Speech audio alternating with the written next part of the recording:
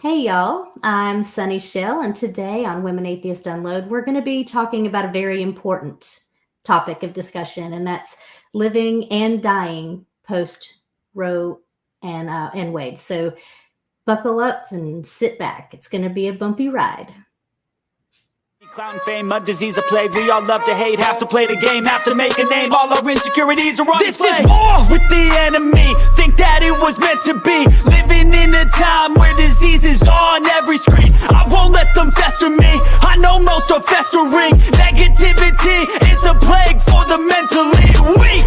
No mercy, all I got is working. Never stop searching, never quench the thirst. Hey everybody, welcome to Women Atheists UNLOAD, and I'm really excited for today's show. I have a great panel with me today, and so I want you guys just really quickly, if everyone will just introduce themselves. I'll tell you, I'm Sunny Shell. I usually host the Sunny Spot, and I'm one of the co-hosts of Women Atheists UNLOAD. And so Jane, if you can tell everybody a little bit about yourself. Hi, I'm Jane. I'm an artist living and working in Albuquerque, New Mexico, originally from Minneapolis, and I'm just here as a representative of our species. There you go. Deborah Grace. Yeah. So I am author of Crucifying the Bible, wife, mom. So yeah. We have Cindy Plaza, another co-host on the show. Hi. Yeah, I'm sometimes co-hosting, sometimes hosting. So today I'm here to represent the external view of this issue as I'm from Europe. Thank you. And Jan Shelley. Oh, you're muted, Jan.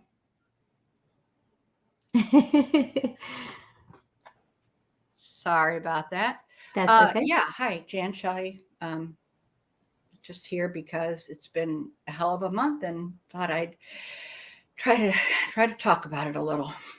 Yeah, I think we're all a little bit fired up and pissed off. And so I think today's going to be an extremely important show. So first of all, I want to thank all of you who are viewing, those in the live chat, and please share this. I think this will need to be shared wide. So the first thing we were talking about before the show is it's not just that Roe v. Wade was in effect overturned by throwing it back to the states. It is a cumulative effect of a lot of court cases, Supreme Court cases that have come through just like rapid fire, that have just completely thrown the United States and our culture and way of life on its head.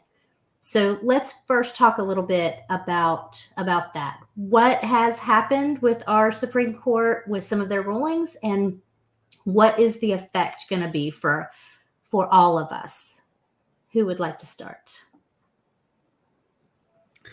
Yeah, I can start. So in less than 2 weeks, the Supreme Court has decided that they would allow in Maine a private Catholic school to be funded by taxpayer money. They then decided that it was allowed for a coach to pray with his team in the middle of the ground, the middle of the pitch. Then they also decided to take away a century-old law in New York that prevented open carry in the state. Then they overturned Roe v. Wade, and saying that they were going to overturn also contraception, anti-sodomy laws, and gay marriage. Then they, what else did they do? They, again, they tried to limit the separation of church and state. And can you help me? I'm forgetting something. The other big one is the ruling that it prevents the EPA from doing anything useful. They can't act on any quote unquote major issues, which means that no regulatory body, which is housed in the executive branch, can act on any quote unquote major issues, which basically dismantles the regulatory state as it's been known since the 1930s. Yeah, and that it's going to have far-reaching effects. Yes. Right. I would like to just mention that, so for 17 years, I would be representing, for instance, a woman who was trying to work. Often these were young women, waitresses, secretaries. One that comes to mind very quickly is a woman who was a Shoney's, or I shouldn't say it, but it's okay. Anyway, Shoney's waitress, and we had a sexual harassment case, and I was representing the United States government, and what used to mean something because I represented the EEOC. And what would happen is you'd get these court decisions that were just killer. Like, for instance, when you go up against a large company and you're representing somebody who is making, $10,000 a year, who doesn't have the kind of backing that that the people we went against have, you need to have some power. And the fact that we had the federal government probably didn't have as much power or resources as people thought, but thank God they thought that. So we would get things like from judges, federal judges, who you're starting to see a little more of what they're like, but decisions that would say things like it's not sexual harassment if she only has to go through, for instance, getting bitten on the butt, being backed up and made to listen to sexually explicit stuff coming from the cook in the refrigerator room. I mean, the decisions were absolutely outrageous. The companies that we'd go up against, the EPA goes up against, CDC, the people that we had to go against were huge, and they had huge resources.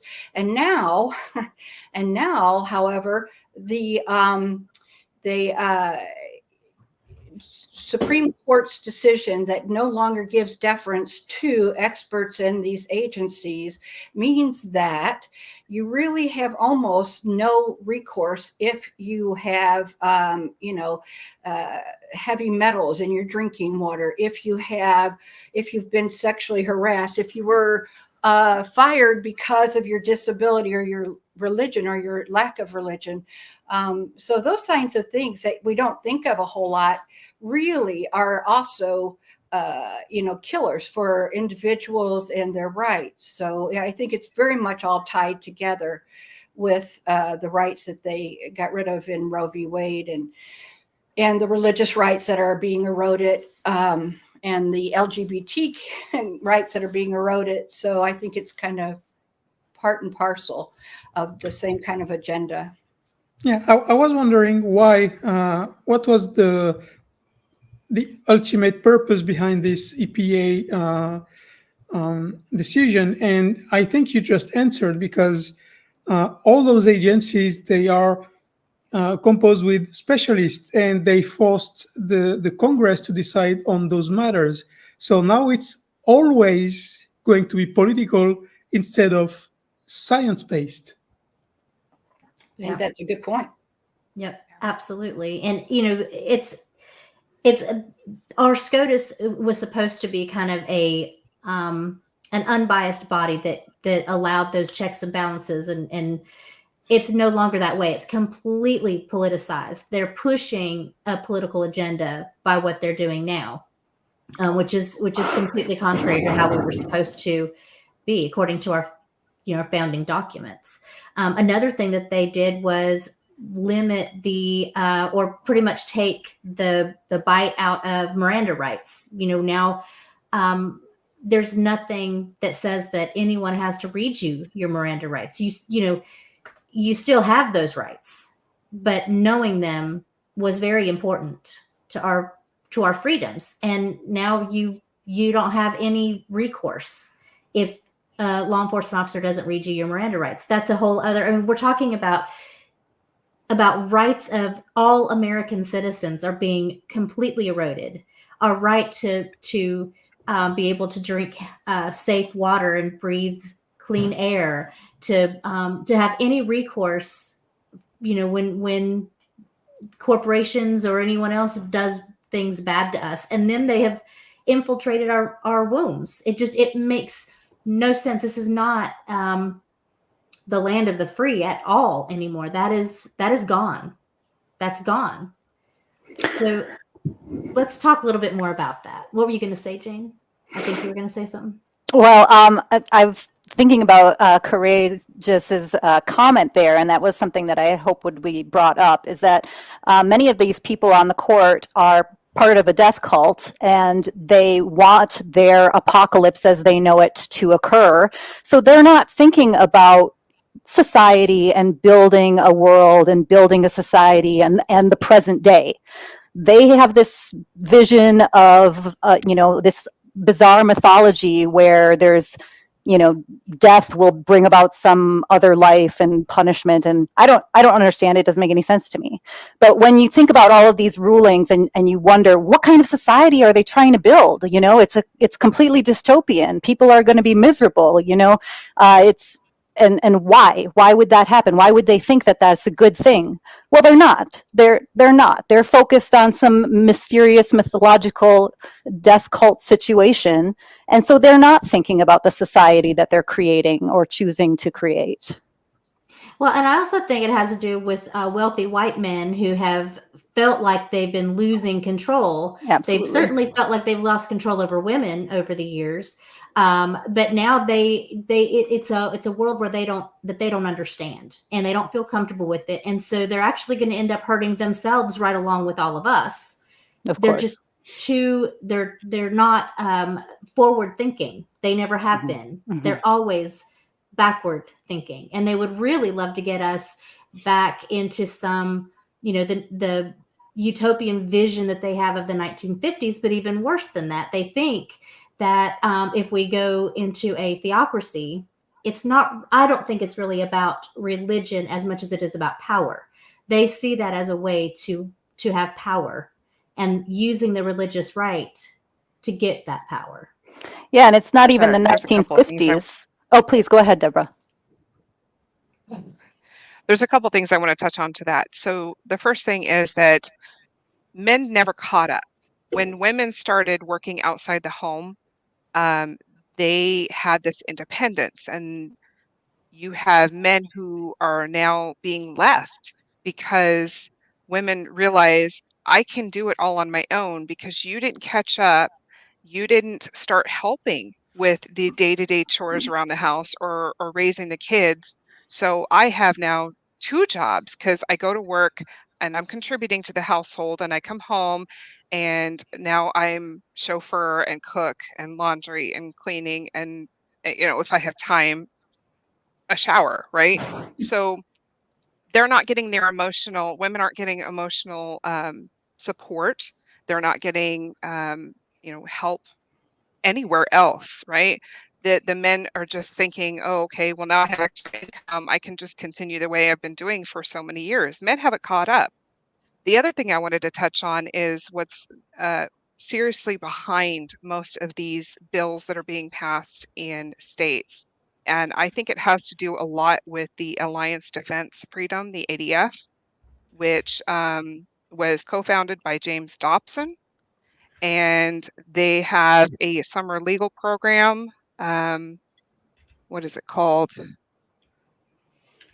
The Blackstone Legal Fellowship. And what's interesting about that is Amy Coney Barrett was a paid speaker at Blackstone on 5 occasions between 2013 and 2017. Missouri Senator Josh Hawley was a former member of Blackstone Fellowship.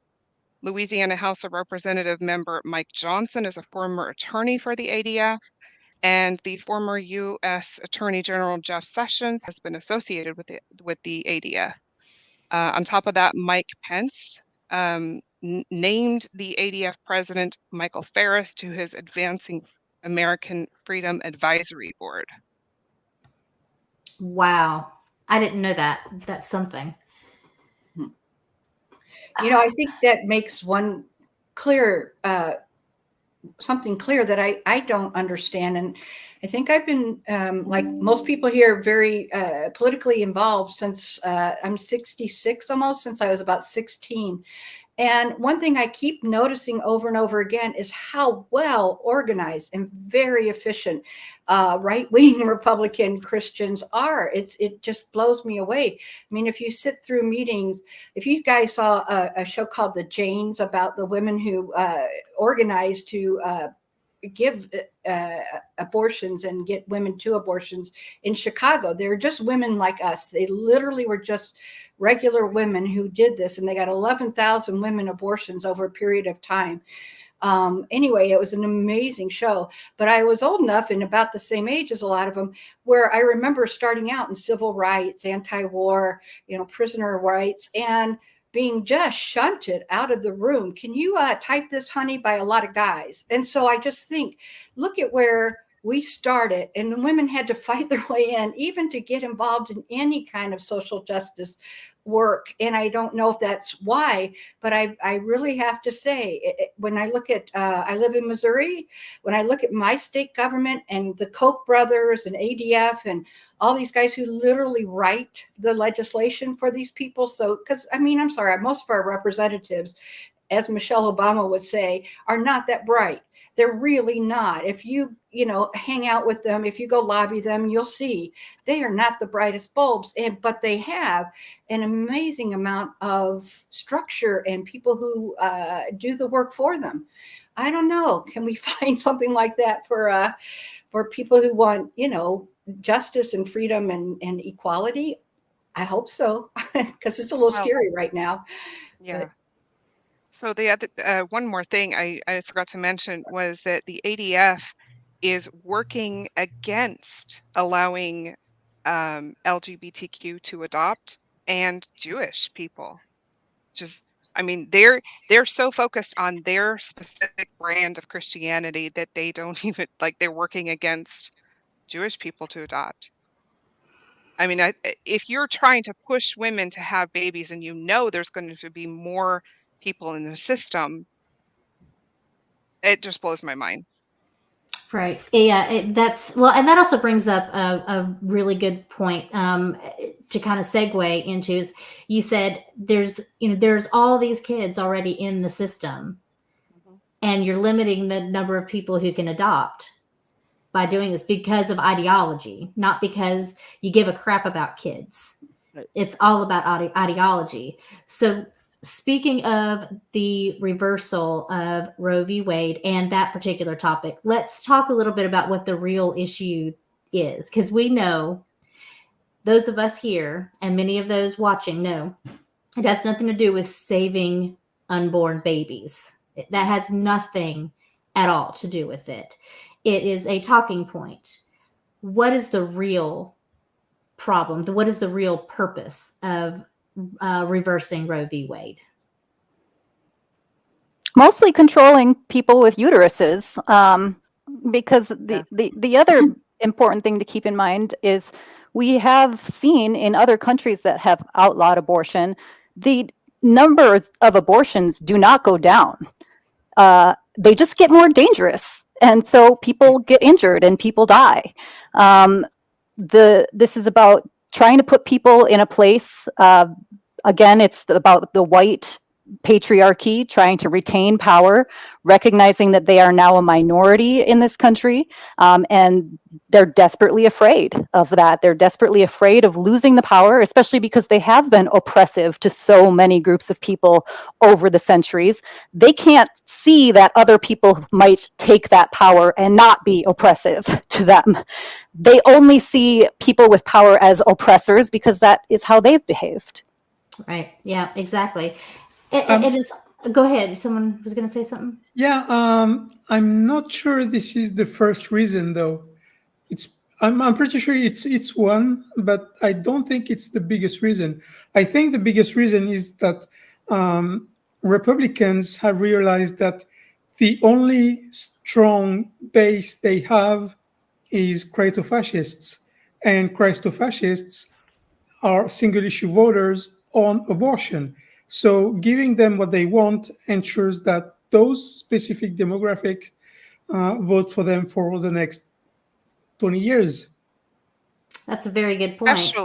Especially if they become the minority, right? So the more you exactly, have, yes, exactly. Right. Yeah. I mean, that's why they're passing all the voting restrictions and stuff like that now, too, because they know they can't win a majority. They have to cheat in order to win. And I do think, Cindy, I want to just say that I don't think there is a number one reason. You know, there are huge numbers of reasons, and many of them are very valid. So yeah, I agree with you that that's a key. And the other important thing about that is that group of people was also manipulated by the Republicans to be single issue voters on this issue. The term pro-life wasn't in use until 1960. This wasn't an issue at all until the Republicans realized they were losing elections and they needed to find new voters, and they created this issue. And they created the idea of unborn children as a thing. Even the people who were anti-abortion before weren't thinking about it in terms of a fetal life. They were thinking about it as, oh, women should be mothers and women should be wives, and that was their concern. So those people have been being manipulated for decades now, and I agree that is they're continuing to do that. That actually gets back to what Deborah Grace was saying earlier about the concerted, very organized agenda of the right wing. And I don't know how the left can counter that, because it's like herding cats. I mean, we value our diversity. We value different beliefs and views and so forth. We find strength in that. They're very singular. So at the same time that they are marrying religion to government through those organizations that you were just talking about and others, so that people were manipulated by their very pastors, you know, telling them, no, this is how you need to vote. You know, all of these multiple facets that have led to this, with the voting suppression, gerrymandering, and all of this. It's been a long-term goal. It's been strategic from as early as, say, the 1950s, even, to really be looking at how they can amass their power and make it to where it doesn't matter what the majority of Americans want.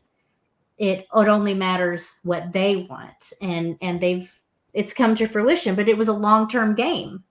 You know, it was nothing short-term. And I don't know how the left is going to be able to counter that unless, I mean, I hate to say it, but it might take a revolution or something. I would hate for any type of thing like that, because that's a lot of suffering in and of itself. But I don't know that there's another way to counter it with the way that the system has been built now. So maybe Jan could speak to this, but there is an option when, and I know we haven't really broached this subject yet, but what happens to women, right? So what happens to women when they're in a courtroom, you know, trying to fight, you know, their accusations that they caused their own miscarriage, right? But what about jury nullification? Well, I think one thing that maybe is important, my career, I was always a trial attorney. So you would think that I had a lot of trials that I got in front of juries. As a public defender for 7 years, all the way through the death penalty, I think I had about 8 trials out of thousands of clients. And those are people who were facing prison for their life. So they literally had a very important reason to go to trial. And then as an EEOC attorney, I think I had maybe 6 trials in 17 years. So the point that I'm trying to make is 2 things. One is that where we end up is either in state court being prosecuted and or in federal court being dismissed on papers, summary judgment, other things that, so you don't see the inside of a courtroom. I think the only thing that I don't know is the answer, really, I should say. I don't think we end up in front of juries very often, and that's less and less so. But if we did, let's say somebody had a miscarriage, and in fact, I thought about the fact that I always thought of myself as having a miscarriage when I was in my early 20s. And then I looked at some laws and I thought, you know what? I know that they'd say I had an abortion, because when I went to the hospital with bleeding, the doctors honestly had to convince me, because I wanted this baby, right? That I would die if I went home. I had hemorrhage and all this. And I was just like, no, I don't want that. And long story short, I ended up having a DNC, I guess. And therefore I had an abortion, right, under this law. And I think it would be interesting to see how this plays out, because I think there's some advantages to being a white woman in a courtroom that I would never dismiss. I think there's some advantage to the fact that this was a very, very, very unpopular decision, so that the prosecutor, the voted-in prosecutor for St. Louis County, which is really a large population, has already said on the record, on TV, I'm not prosecuting these cases. So that's kind of interesting. I don't know, because the honest thing is about prosecuting is that it's very political. And man, you can get 1,000 prosecutions. You can get your numbers, which is all what it's about, by getting, 200 young Black men in prison for crack. I mean, that's so easy that you don't even spend time on it. And I know that sounds very sad to say that, very cynical, but it's been my experience. So I don't know. This isn't a very popular, politically easy decision for a prosecutor. So maybe they won't. And in fact, the Missouri law, you don't prosecute the woman who got the abortion. You prosecute the person who is in any way instrumental in the abortion. So in a way, that's very smart, because nobody wants to see a woman who had a miscarriage get put into a courtroom as a criminal defendant. But what happens then is that none of the doctors will do abortions, because they're the ones that will face criminal liability. So, I mean, it's amazing how actually strategic all this is. I don't know. I think a poor Black woman, I'd be very concerned if she were in front of a jury with this kind of charge. I do think that the court question is really interesting, though, because first of all, like Jan said, there have been a number of prosecutors across different states who have said, we're not going to do this. And even in Florida, they did try to have an even stronger ban go into effect. And a judge there, I don't know if he's put it on hold yet. He said, I need to sign this and then it'll be put on hold. But they are putting that ban on hold because it goes against the Florida Constitution, which has a stronger privacy right than the U.S. Constitution. So the idea of it going back to the states, as Sunny was saying earlier, is really interesting, because if we can work, obviously we want this codified at the federal level, but if we can work within every state as well and get that on the books, that's also going to be powerful. A number of states have also expanded abortion access. I know here in New Mexico, the governor just signed an executive order saying that we are protecting access for reproductive health care. We are also protecting people who travel from out of state. We're not going to allow other states to extradite information about those people. So there are states that are working hard to help the situation as possible. I think there's only 2 states right now that have it codified, and I think that's what I have on my list. So I don't know if anybody's codified it since, but New York and Virginia both have a codified law protecting abortions for women. But Jan, you also said something and most of the rest of the world. Yeah, I'm sorry. That's right. No, you're right. But you said something that really struck with me. You said you would not feel good being, or would feel uncomfortable for a poor Black woman being in that same court. I mean, what we are really talking about, even as we talk about states who are like, we will not aid in the prosecution of anyone who comes from another state and all of that, that's still a very privileged place to be in, because most women will not, or I should say womb carriers, because I do want to remind everybody that this is not just a woman's issue. But anyway, we are really talking about a privileged set of womb carriers who will have the ability to go to another state and to have this. And we've already seen with people of minorities where women have been put in prison for miscarriage. So we've seen this actually happen. It's really white women with some type of means that may not be Which prosecuted. I think is an unintended consequence to this all, because if we subscribe to the whole birth dearth notion, I know that's been pretty common argument that has been brought up in some of the lives that I've been in recently. People talk about birth dearth and the desire for the fundamentalist Christian people in power to increase the white numbers, right? But these are the same people. We have to take into consideration that there's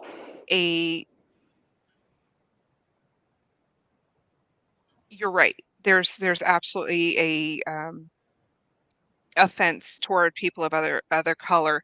But look at just what happened recently with the indigenous skeletal remains that were found at Christian schools. You know, Yeah.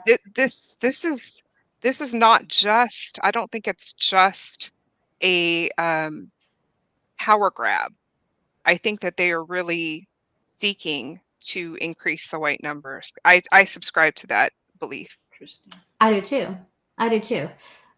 Because who is the one who are the ones most able to get abortions, and that is white women, and with means. And it still is that way, but at least they're, if abortion is not tenable for middle class or lower class white women, at least that will help with the white numbers.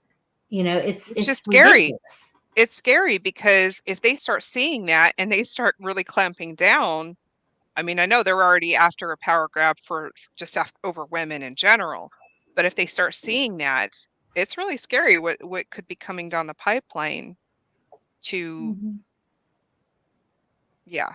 Yep, absolutely. And then you start taking away the ability for women to access contraception. I mean, we're making this worse and worse. So we do have a question there's a couple questions. One I'm going to wait for a little bit because I think it's a good one for a little bit later on. But here's one. How many homeless people will there be in 20 years? And I think that that's a really good question, because this it touches on homelessness, poverty. It keeps, people not having access to health care will keep poor women poor and subjugated. And so what do you guys think? Well, I think that's an interesting question. There was a study it was started in 2008 that you may have heard of. They followed a number of women over 5 years. All of the women in the study had wanted to get an abortion, but half of them were able to get it and half of them were turned away. They were too far along in their pregnancy. Okay. So the women who were not able to get the abortion were more likely to be or underemployed, were more likely to be on public assistance, were more likely to still be in contact with an abusive partner. Overall, it was worse for them.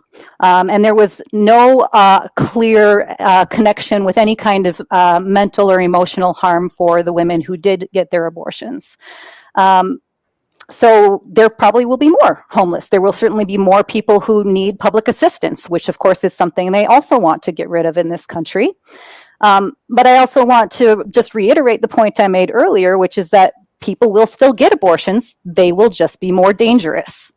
And I do think it's important to just point out that there are a lot of organizations right now who are trying to help fund abortion care for people who are in a situation where they can't access it, helping with both travel expenses, all of those things. It's available. So I think we need to keep talking about that so that the people who do need that assistance know they can go find it. Yeah. Yeah, I think it's even bigger than that, because the US will have more homeless people, but they will also have more crime. So they will also have more weapons to sell in the streets. They will also have more drugs, so more justification for funding funding the police. They will have more people in prison. They will have, and it's like a catch-22. Once you feed the hive and feed itself. I think that, oh, I'm sorry. I was just going to say that if you look at climate change and the disasters that are occurring, especially in countries where they don't have a lot of resources, for instance, in Central and South America, that this country has, if not caused, we've certainly made it much worse than it ever would have been. And then you think of the fact that there will be more homeless people here. And, there will be more homeless people because they will be flooded out. They will have drought. They will not be able to sustain themselves, just like we see all over the world right now. So, I do think that there is a blind spot, in my experience from growing up with very Republican people around me. I do think that they act a lot of times out of fear, and they don't. It's like they have this idea that they're in a very secure bubble, and that's part of what it all comes to, is that these elected officials, the judicial officials, who absolutely grew up in that bubble. I mean, look where Brett Kavanaugh grew up, where these people went to Harvard and Yale. And my point is that, that bubble is going to burst. We are burning up the planet. We are causing havoc all over this earth. And so it's almost like they just get more and more violent and vile as the demographics change, and as we get to a point where we can hardly imagine a world anymore like I grew up in, where you have this kind of privilege where you don't have to think about anybody else. You just get your money and you go. I don't think that's as real anymore. So I think some people are really not seeing that, or they don't want to, that's for sure. But it will affect them. Yeah, absolutely. That kind of brings in Aaron Coalson's question. What are your thoughts on the potential necessity for violence to get our country back? Yeah, be careful. I'm sorry. I couldn't stop Yeah, myself. I plead the fifth on that one. I think it's good to ask the question. I think one thing about our country is we have, what's the word I'm looking for? Not idealized, but we have made it seem like revolution or those type of things are, they're almost a value. They have a value in our country. It's looked at as in a positive way because of our own Revolutionary War and this, kind of picking yourself up by the bootstraps and fighting for what you believe in. But it's the problem is the real world implications of it. There are some massive implications to that, and I think that's why it's hard, because I don't see where we can go without it, and yet I don't know that we can survive with it, if that makes sense. So I think that's a question that I think a lot of people need to answer for themselves, but we should also keep in mind that the rest of the world is in shock right now and in horror. I wouldn't be surprised if United States was sanctioned for some of these things. And here's why, because the Rome Statute of the International Criminal Court has already deemed forced pregnancy to be a type of torture. Oh, that's such a good point. And go ahead. Yes. I think that there's someone else, and I can't recall the organization, that has declared that a human rights violation as well. Yeah, so there's a number of, I think you're right. Someone in the UN Human Rights Council or somebody. Right. I really don't like the idea of violence as a quote unquote necessity. I think that it could backfire spectacularly. And I know that we are a strong majority, like a vast majority supports basic abortion as healthcare in this country. Even people who, are like, oh, I'm pro-life for myself. They recognize that it's a necessary part of healthcare for any decent society. And I think we just need to find ways to get our elected officials to act and be much more strong and vigorous in their actions. That's, yeah, exactly right. And there are ways that we can counter this. One thing is that very few people actually vote in local elections. And that's where it has to start.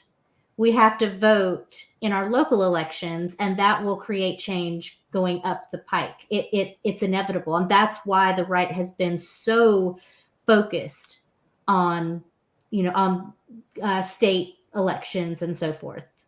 We've got to do the same thing. And I, it's very difficult to overcome gerrymandering, but you get down into the local, your city, you can go your county and go from there. We've got to do better, and we have to make a concerted effort. And it's not just about being total progressives. I mean, we have to have incremental change as well. And I think we need to recognize we don't burn the house down just because we're not getting everything we want. We have to have that same long-term look that the Republicans have had. And sometimes that means voting for the lesser of two evils. It really does, because at least you have a house. You may have to do a lot of repair, but at least you have the house. Whereas otherwise you don't even have that. It gets burnt down all around you, and you're standing there in the middle of flames going, but I'm not going to go against, I wanted a palace. You have to have those incremental changes. And I think we've lost some of that. Go back. Yeah. I just want to go back to the human rights issue real quick, because I think that we will have a lot of support from the world in looking at the danger that this puts women in, specifically in the United States, and more specifically to the states that are outlawing it, and forms of contraception, which is bizarre. But women are 13 times more likely to die from childbirth than getting an abortion. Mm-hmm. That's huge. That's a huge statistic to look at. And if you're forcing women, which is already deemed a form of torture, to give birth, and then they're more likely to die from it, I really hope that the world steps in, and whether they sanction the United States or I don't know what options there are for that, but I've heard a lot from other countries, just shocked. But this also does come back to the religious aspect of it. You have scriptures that are dehumanizing, not just toward women, but to other nations that aren't this special fan club of their religious God. And so the ideology that comes, that's what's fueling all this, is this ideology from a God who is not moral, who actually talked about how to give a woman an abortion if you just suspect that she has cheated on you. Mm-hmm. The moral implications that they just don't realize. And I think that chipping away at that is going to be super helpful in waking these people up to realize it is not, it's not in your Bible, Right. to be doing this. And if it is, if there are things that we can point out to them to say, look, this is what it says, this is what your Bible says, how is that moral? Please tell me how that is moral.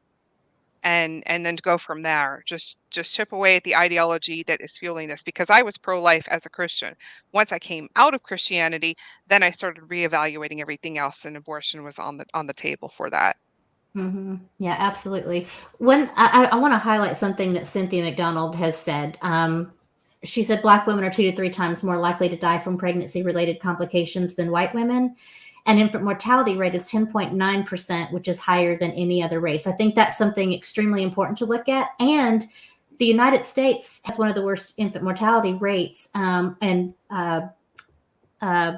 death rates for women than any other industrialized or first world nation. I mean, we are falling right at the time that this is happening, but it's also important to recognize that our people of color are at far greater risk than white women are. And this is an important thing, I think, to keep in mind when we're talking about these issues.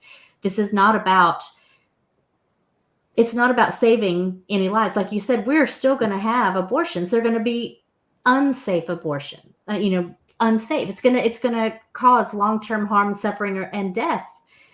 So let's have a little bit of a discussion about that, because we were talking earlier about what the real issue is. We've talked about how it's not really about the life of the unborn. We've talked about how there's the religious reasons behind it. There's power and that sort of thing. But let's talk a little bit about what we're really losing from this. And we're really losing bodily autonomy. And I want to talk a little bit about that.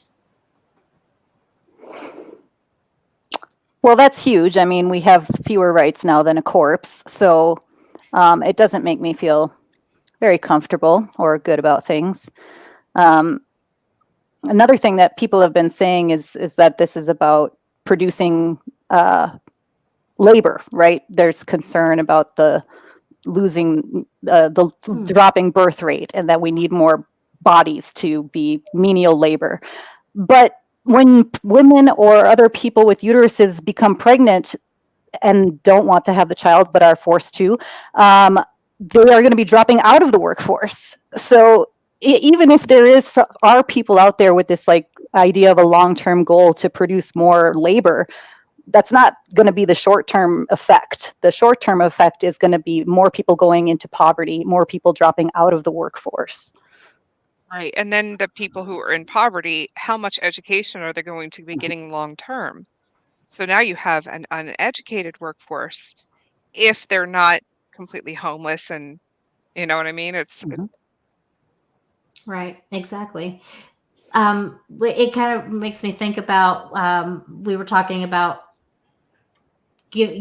putting women under control, going backwards. And do you think it could be, you're talking about labor, that men are feeling like we need to get women out of the workforce, get them back into the home and under control?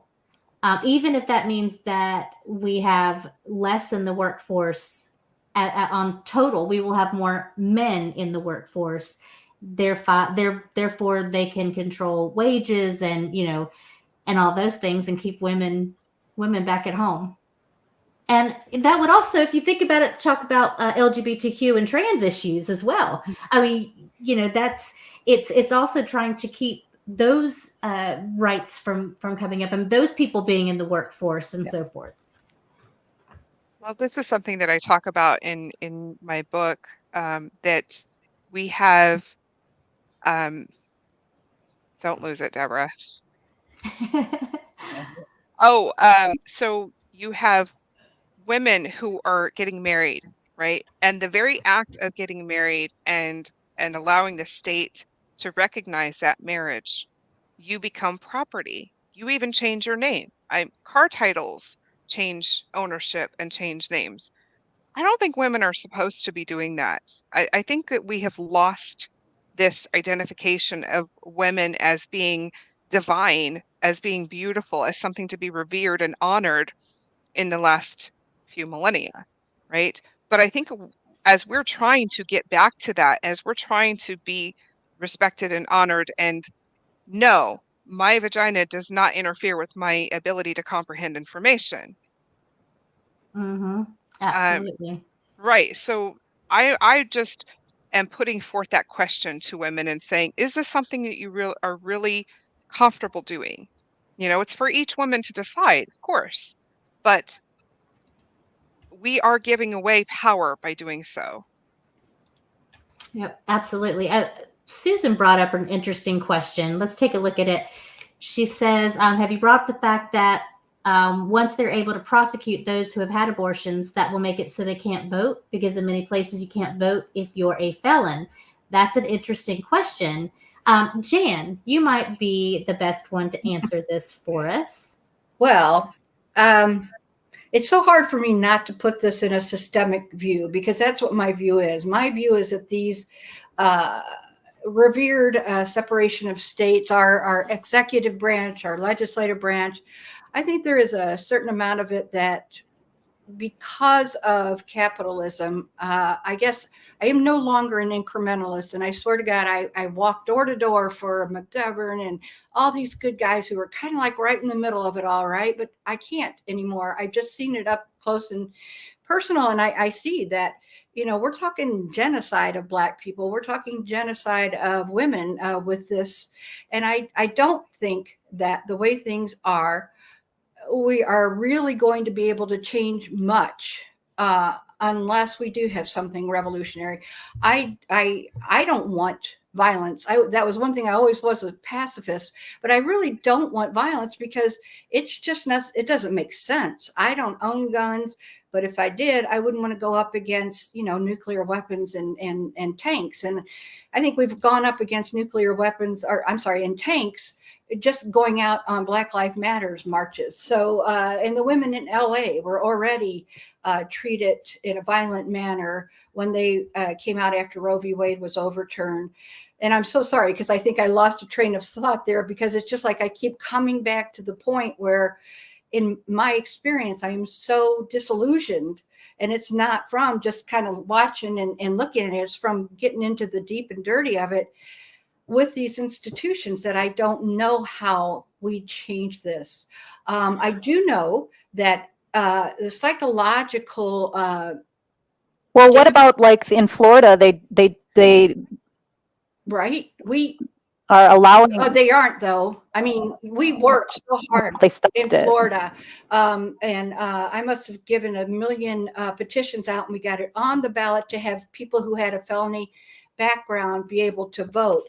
But every time you look at what happens to the person with a felony, to the person who has always been marginalized, you see where it comes from. And you see Rick Scott standing literally up here saying to a Black woman who had a burglary conviction when she was 18 and is now 40 years old and really believes in democracy and wants to vote. And the way he speaks to her, the way these people with power treat those who don't have power and never will. I mean, you see how arbitrary it is. You see how cruel it is. And anybody with a felony conviction. Florida ended up, by the way, not allowing felons to vote, because they screwed with the law so much that we got passed that it's almost impossible. And they're doing the same thing with many other laws that we get passed, because there are a lot of good people out there. You pass environmental laws, you pass civil rights laws, and then state legislators say, no, you guys didn't mean that. I'm sorry. We really aren't going to do that. And so sometimes I guess it's the same thing. It's like a woman with a felony, 2 strikes against her. A Black woman with a felony, a brown woman, 3 strikes. I think there's a great psychological effect of keeping us very scared, very disorganized, individualized. That's very effective. And sorry, because I don't think I have any good answers. I just know that it's a killer. It kills people's souls to try to get over. I mean, if you're a felon, that's what you are, and you aren't a human, and you're not treated like with respect. And in a state of fear, you're more easily controlled. Oh, so easily. It's so shitty. And honestly, then drug problems, I mean, if you want to look at anything to do with criminal law, please look at what happened to the people who got Oxycontin out on the street. Hundreds of thousands, if not more, people are dying because of that. And what happens to a young woman who's high and needs heroin, and she goes into Walmart, where all of our cops are, by the way, in case you're wondering where they are. That's where they are. They're in Walmart, and they sit outside. She comes outside. They put her in prison. I mean, we don't have a system in the judiciary that has anything to do with justice. It has a lot to do with keeping those in power in power. And sometimes I think it's okay that people are seeing what the federal court was like, because I used to have to go into those judges all the time. I had a guy in an ADA case who was quadriplegic, and the judge and his, we used to call him Chads, and I'm sorry, that's us being very disrespectful of guys with trust funds. But anyway, his people literally gave my client all sorts of shit because he couldn't get his chair into the witness position. That's the court's fault. You guys are the federals. You should be cited for not conforming with ADA. Instead, you're taking a guy who's actually standing up for his rights in a really difficult situation. I don't mean to go off on this too much, but you know what I've seen there and the way that people have been treated, it doesn't surprise me at all to see the Supreme Court doing what the Supreme Court's doing. I mean, sometimes I do think the idea that dystopian fiction is really just white, wealthy, middle-class people having to live with what minorities have lived with. I do think that. I think that some of what's happening right now, I hope we understand, is not just us losing rights. We're just now kind of coming back to where we were before the 50s and before the 60s. And it's all part of a pretty blatant and nasty thing that's happening. So I'm sorry if I went off too far. But no, that everything that you said was extremely important. I completely agree with you. This is, I think that's what's hitting us so hard is that, first of all, people have been warning about this for a long time, and too many were like, "Oh, you're overreacting." We weren't. I mean, this is, and the other thing is that, like you said, we're just now experiencing. Those of us who are white are just now experiencing what people of color have been experiencing. The problem is that people of color are now going to experience even worse. I mean, that's how it tends to work.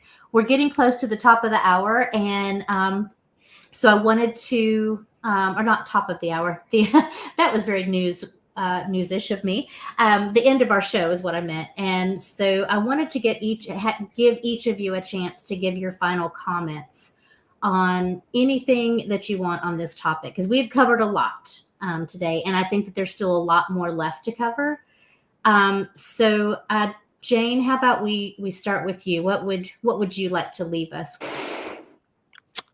Boy, that's difficult. I really don't have a lot of hope right now, so I can't give a happy closing like I tend to like to do. But one thing that I did want to say is we didn't really touch on the reasons people seek out abortions, which actually I think is fantastic, because the fact is it doesn't matter. I cannot think of a single reason that should matter to anyone but the person who has that uterus and is making the decision. It should always be up to them in all circumstances, in every single case. There's no statistically relevant reason that I could be told, I don't think, that would change my perspective on that. And I think it's incredibly important to realize that the reasons do not matter. That needs a standing ovation. You are damn right about that. Absolutely. I hate it when I hear things like, well, let's have exceptions for rape and incest and so forth. No, that's not, it should be, we have a body and we should have at least the most basic fundamental right to our bodies and to our privacy. Sorry. Yes. Thank you, Jane. K. Ray just said the reason is irrelevant. They don't have to justify anything. That's how bodily autonomy works. Yes. Thank you. Deborah Grace, your final comments. Well, it's so nuanced, right? So there are so many different scenarios that happen and are. Every single woman's situation is going to be absolutely different. And to put a one size fits all over that because of some arbitrary definition of what they consider to be sin it's just so overreaching, and it's offensive, and I don't know what difference it. Hopefully it does make some sort of a difference, but I will be boycotting the 4th of July. I am not going to buy anything. I am not going to order anything. I'm not going to post anything. I am not. I have checked out. I said no. I'm not doing it. Not at all in any way, shape, or form. I'm wearing green today. It's hard to tell on this camera, but it is green. And I don't know. I thought about wearing black, but I'm probably going to do a Halloween channel and dress up as a goddess, because that's I need to feel that again, because right now I feel weak and insignificant and second and less than, and so I'm going to step into some power, and draw from my own strength that I know is there, and remember that on July 4th. Thank you for that. I agree. I think we should all boycott. There is no independence anymore. And I saw someone who had said something about we should all take a knee, just like Kaepernick Yes. did, because first of all, I believed in his taking a knee, but I think that no one has freedom anymore, and so we should. There's nothing to honor the. Anyway, I'll shut up. Thank you, Deborah. Jan, let's go with you next. I guess I did have something hopeful come out of watching a documentary called The Janes, in that I saw how devastated women were. And remember, it may seem like a long time, but Roe v. Wade, that was in my life. I was in high school. I mean, it wasn't that long. We had 50 years of it, but we didn't have it before that. And I thought, these women who just were scared shitless and probably way naive because of privilege, still in their 20s, said, I just can't let this happen. They had gone through abortions where they almost died. They were left in a hotel room bleeding out and so forth. And they learned how to look behind them to see if a cop was following them. And I mean, even of those individual women who were just so, somebody you could see in the store, I thought that was amazing. And then the other thing that hit me about it was at the end when the OBGYN, who was like a husband of one of the women, said, it was 1973, we closed what was a completely full and packed abortion septic unit in this hospital in Chicago, because this was all in Chicago in the late 60s, early 70s. And, and I thought they were able to close that ward because women weren't dying en masse, because they weren't becoming septic from botched abortions. And I mean, that was just so incredible that those women were able to do that, that I guess in a way, that was the thing that made me feel like, it could all be crap, but we got to just keep doing it. We just have to keep trying. Yeah, absolutely. I'll give my final thoughts and then go to Cindy, because I know Cindy has some things she wants to say. For me, I have a 16-year-old daughter. I have 4 boys. All of them have girlfriends. I have friends who are womb carriers. I have sister-in-laws. We have a lot of. I have trans women friends as well, and this issue hits us all. If we don't even have the ability to have because the Supreme Court went after our right to privacy in this. That's what they used, was right to privacy. If we don't even have the right to privacy for our health care, if we don't even have the right to make a choice for our own body, then what do we have? Jane said earlier, a corpse has more rights than we do. Where does it end? Really, where does this end if we can't even have make decisions for ourselves? And that's just what pisses me off, for anyone to think that I don't have a right to my body, to what happens to my body. It doesn't even make sense. And I've been thinking about what I can do for my daughter if she was to need something. would I have the ability? Would I have the funds? I think I'd move mountains to make it happen, but why should I have to worry about this? Why should any of us have to sit here and worry about this? I mean, we can send people to the moon and explore Mars, but we're sitting here trying to figure out how we can just have basic human decency. It just doesn't, it boggles my mind. So that's my final thoughts. And Cindy, I'm going to leave it up to you to take us, to wrap it all up in a big bow. Yeah, I wanted to address this despair and revolution issue. There is a lot of issues in the US right now, and you all touched on it today. There's the justice system, the political system, there's gerrymandering, there's voter suppression.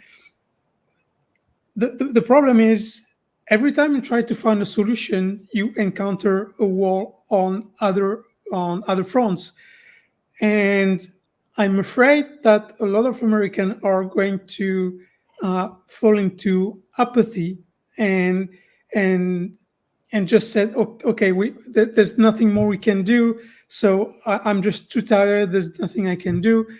And we and you cannot let that happen. I know that the only alternatives are getting involved yourselves or revolution, which I hope it won't go to that. But apathy is the enemy number one. You have to fight for this. You have to fight against it. You have to do whatever you can to make sure that people don't say, okay, I give up. Because you cannot give up, because not only the world is watching, but the world is following. Everything the US does ends up being done in other countries with a certain amount of time. So you cannot let this keep going. I know it's hard. I know every time you try to find a solution, there's, we're going to quote, but all the quotes are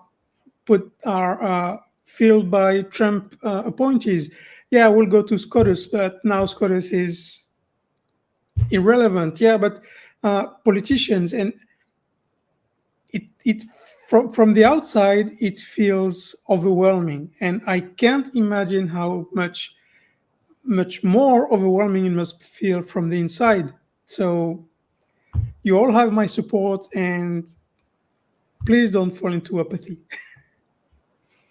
Thank you, Cindy. That was a very important message, and I'm glad that you were the last one to go, because that's exactly what we need to hear. I want to thank all of you for coming on the show and for having this discussion, because I think it was very much needed. I think we could probably talk for another 5 hours and still only hit the tip of the iceberg. I think we have a lot to say on it. I want to thank everyone who was in the chat and who stayed with us and conversed with us today. I want to thank our producers, Wes, Phil, and Kat, and our booking team, Aaron and Shane, because you guys make all of this happen. Don't forget to like, subscribe, share, hit the bell. Join our Patreon. If you really want to get more content like that, like what we've had today, and with our other shows like Secular Soapbox, Sandbox Debates, The Bible Says What, and my show, The Sunny Spot. That's a great way to help us. Be looking out for a special Patreon perk that we will be having, where if you want to be able to come on the show and ask our guests or panels a question, that may be coming up as a Patreon perk. So please join that way. And in the meantime, remember to always think critically. Have a great weekend, everybody. Bye-bye. Thank you. But if I lay down and I play dead and I stay dead, baby, you'll get sick of being the monster out of my head, under my bed, thinking something out of my nightmares, standing right there. But if I lay down and I play dead and I stay dead, then will you get bored of killing me? Silhouettes of you are like a taunt. Never really know just what you want. With you I don't ever feel calm. I can feel the sweat inside my palm. Play with me like cats and a string. You don't understand the pain it brings. You don't ever wanna give me wings. You don't ever wanna set me free. You know I'm addicted to you, and it's twisted. You've been gifted with the evil voodoo. Got me coming back for more, even when I've been screwed. Dolls full of pins, pierce my heart straight through. I got issues in my head. I like you in my bed, but you keep me on red. Oh.